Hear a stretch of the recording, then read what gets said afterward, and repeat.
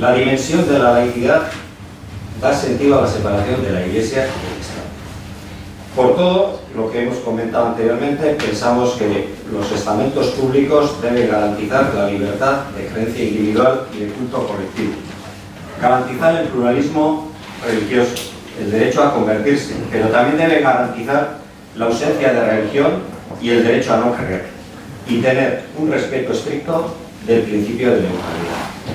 Para nosotros, para nuestro grupo, la administración debe ser laica, es decir, no reconocer ningún culto, ni confesión, ni comunidad, ni iglesia. Esto significa que la administración, en ese caso el ayuntamiento, que a nosotros nos corresponde, no reconocer ninguna posición oficial con ninguna religión.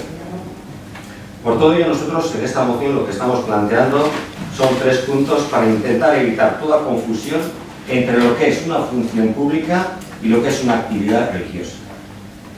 Queremos garantizar la celebración de las despedidas y las bienvenidas civiles y queremos que se abstenga el ayuntamiento como ente oficial de acudir oficialmente a actos estrictamente religiosos con el fin de no quebrar los principios de neutralidad y no discriminación con las demás religiones. Señor Erzón, nosotros en ningún momento planteamos terminar con la tradición de la procesión. La procesión puede seguir si el ayuntamiento aprueba un principio de laicidad y decide que no acuda como institución a la procesión. La procesión seguirá, continuará. Nosotros no estamos aquí planteando que se acabe la procesión. Estamos diciendo simplemente que pueda acudir a aquella procesión aquel que quiera en cualquier momento. Nadie le va a negar que vaya a ningún sitio, pero no como institución. Pensamos que la laicidad lo que está diciendo es que estamos en una equidistancia entre el creyente y no creyente, y en una equidistancia entre todas las religiones. Por lo tanto, no toma partido por ninguna. Las tradiciones se pueden montar de un día para otro. También podríamos hacer nosotros el Ramadán y en 4 años hemos generado una tradición, pero no lo vamos a plantear. Lo que estamos planteando es que la administración, en ese caso el ayuntamiento, no tome parte en ningún evento religioso porque no tiene que estar porque tiene que estar equidistante con respecto a todas las religiones. Nosotros no podemos entender, como dice el Partido Socialista, de la laicidad positiva. Estamos hablando de que la Constitución, en el artículo 16, dice que el Estado español es aconfesional y que no es laico. Pero claro, esto es como decir, tú no te puedes casar con ninguna religión, pero puedes tener un amante. Entonces digo, yo no tengo ninguna religión, como dice el artículo 16, que dice, ninguna confesión tendrá carácter estatal. Pero claro, luego no se lleva eso adelante. Luego se hace, con alguna religión, se hace una diferencia con respecto a las demás. Con el tema de la representación del pueblo, evidentemente cualquier concejal puede ir a una procesión, pero no se representa más que a él y puede ir con respecto a todos los demás ciudadanos, que no tiene que haber una distinción oficial porque sea concejal o porque sea alcalde. Nosotros pensamos que cuando el ayuntamiento plantea que si planteásemos que el principio de la laicidad estuviese recogido, en ese momento cualquiera puede ir también a la procesión, sabemos bien, pero no estaría representado el ayuntamiento en esa procesión. Con respecto al tema del IGI, con respecto al tema de generar un debate, evidentemente, vosotros sabéis que estamos dispuestos a llevar adelante ese tema. Me gustaría oíros al Partido Socialista en Navarra, cómo habéis mirado para otro lado cuando la Iglesia ha estado poniendo a su nombre todas las iglesias, ermitas y todos los edificios que se los ha escogido para sí. No os he oído nada, tampoco os he oído nada hablar de cuando la declaración de la renta y habéis estado gobernando un montón de años, el IRPF estaba todavía la casilla para poner para una iglesia determinada. No os he oído eso tampoco, pero bueno, si queréis hablar de ese debate, hablaremos. Tampoco hemos hablado del concordato, pero tampoco quiero centrar el debate en una religión concreta, porque no va por ahí. Nosotros lo que queremos plantear, la laicidad, como he dicho anteriormente, es que estamos equidistantes, que queremos que estar equidistantes y que tenemos que estar equidistantes como entidad pública y como entidad como el ayuntamiento. O sea, tenemos que estar a la misma distancia entre todas las religiones y a la misma distancia entre los que creen y los que no creen. Por este motivo, nosotros pensamos que no se puede plantear un principio de laicidad en unos puntos sí y en otros puntos no. O sea, podemos ser un ayuntamiento que apoya la laicidad para hacer las bienvenidas a los niños que nacen y las despedidas a las personas que fallecen, y luego dejamos como ayuntamiento que se vaya a una procesión, a cualquier acto religioso de cualquier religión. O se está o no se está, o somos un ayuntamiento que apoya el principio de laicidad, o no estamos. O estamos, se está embarazado o no se está embarazado, pero medio embarazado no se puede estar.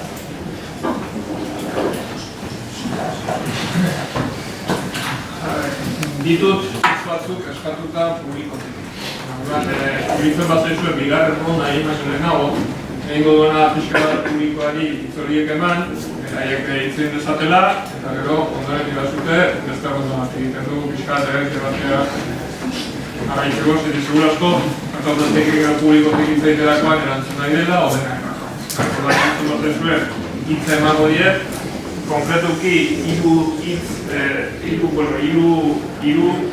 hitz eskatuta, baina batean persona ezberdinak eskatuta. Bata laikotasunaren taldea, bestea da Josi, parrokoa, eta bestea da herriko persona. Orduan, igual hasi berez herriko persona beste emanez. Beste bez, zera gara bai eskatuko dizuet, mikrofona pixkat ateratzeko, muzioko bete ikusteko zuoi, eta mikrofonari izteiteko beste gauzen artean, akta redaktatzerako orduan, grabatu geratuko dira.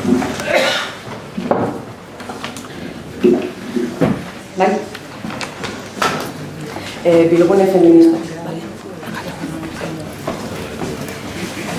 Udal honen nolakotasunaz eztabaidatuko dugunez, guk ere gure iritzia eman nahi genuke.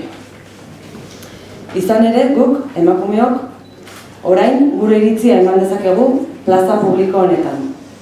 Eta norbaitek pentsa lezake beti hala izan den gauza izan dela. Eta noski, tronpatuta legoke. Amari galdetzea baino ez luke. Kontu egiteko, zeinen berria den historiaren bilakaeran, hemen gaudenon eskubide honen konkista.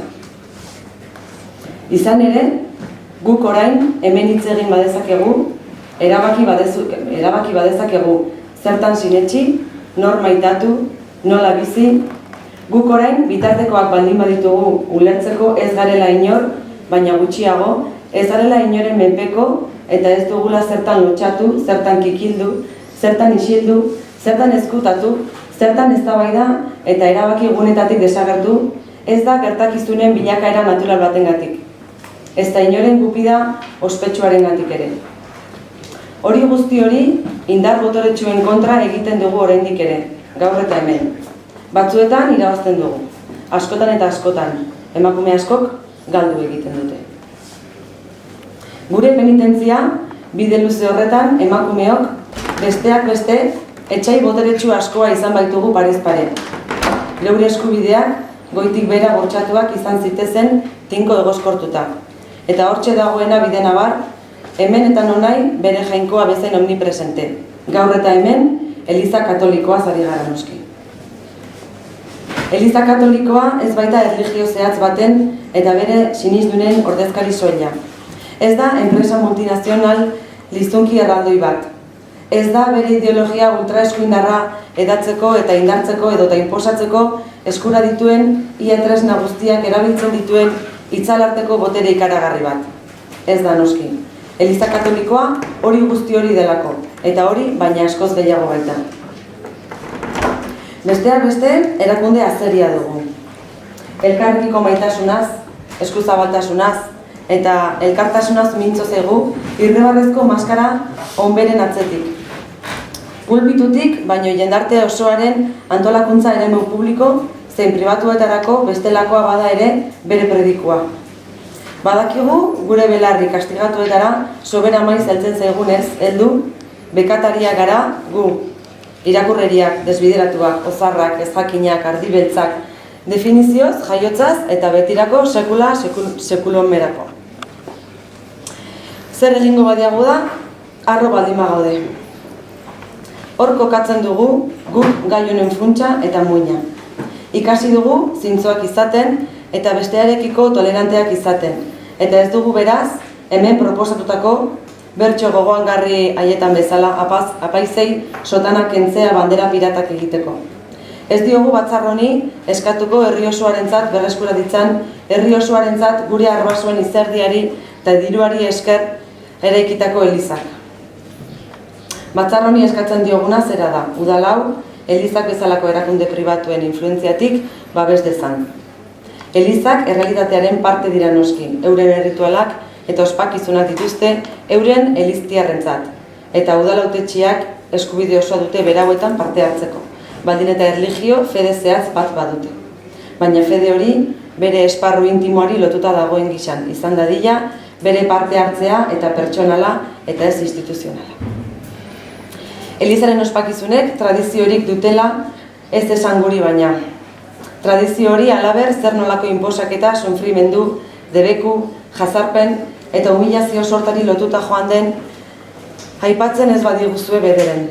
Ez guri esan folkloreari edota kulturari atxekiak daudenik halako tradizioak. Tradizioa definitzeko ekitaldi baten iraunkortasuna begiratuko badugu, eta iraunkortasun hori, iraunkortasun berme gehiagorekin sarituko badugu, kontu egin beharko genuke zer nolako tradizioa izan duen geurean faxismoak adibidez. Eta noren eskutik eta nori esker sortu diren gaur ezbaian ditugun tradiziok. Herriak herriarentzat sortzen dituen ekimen kulturalak babestea dagokio udalari. Ez bere interes partikularren mesede hutsean diharduen erakunde pribatu batena. Bere burua nahi beste mozorrotuaren.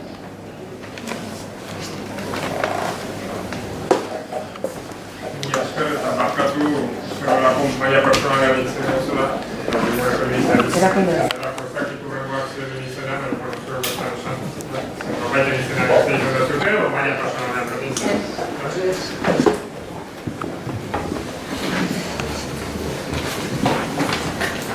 Errenteriako emakume feministok osoko bilkura honetan adierazi nahi dugu laizismoa, feminismoaren borroka espezifikoa izan ezarren gure diskurtso propioa duguna.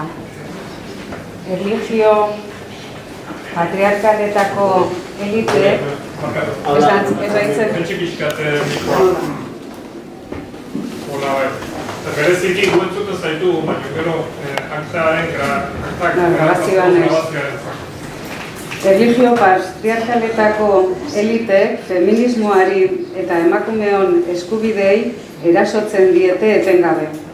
Credo erlijioso guztiek emakumeonganako antzeko iritzia daukate eta erlijio guztiek bereziki monoteistek grina obsesiboa dute emakumeon bizitza, gorputzak eta sexualitatea kontrolatzeko. Sexualitatea ugaltzera murrizten dute, abortua eta dibortzioa kondenatzen dituzte, eta aniztasun sexuala eta ezkontza heterosexuala ez den edozein jokaera ukatzen dituzte. Horren adierazgarri da Eliza Katolikoak duen iritzi publikoa emakumeon bizitzan eragiten duten eta gure eskubideak urratzen dituzten hainbat gai sozialen inguruan. Pentsatzen dugu feminismoa ezinbestekoa dela emakumeen eta gizonen arteko berdintasun errealerantz aurrera egiteko.